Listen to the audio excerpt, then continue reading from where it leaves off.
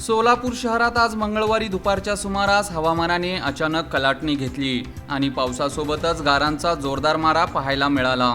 सकाळपासून कडक उन्हाचा तडाखा जाणवत असताना दुपारी अचानक आकाश ढगांनी दाटून आले आणि काही वेळातच पावसाला सुरुवात झाली। त्यानंतर गारांचा वर्षाव सुरू झाल्याने नागरिकांना अक्षरशः आश्चर्याचा धक्का बसला। सोलापूर शहरातील बेगमपेठ, MIDC परिसर, विजापूर रोड, हुडगी रोड तसेच मध्यवर्ती भागांमध्ये मध्यम ते जोरदार स्वरूपाचा पाऊस झाला। अनेक ठिकाणी गारांचा पाऊस पडल्याने रस्त्यावर पांढऱ्या गारांची चादर पसरल्याचे चित्र पाहायला मिळाले। काही नागरिकांनी या अनोख्या हवामानाचा आनंद घेत फोटो व व्हिडिओ सोशल मीडियावर शेअर केले। अचानक आलेल्या पावसामुळे वाहतुकीवर काही काळ परिणाम झाला। दुचाकीस्वार आणि पादचारी यांची धावपळ उडाली। गेल्या 2-3 दिवसांपासून वाढलेल्या तापमानामुळे सोलापूरकर उकाड्याने त्रस्त झाले होते।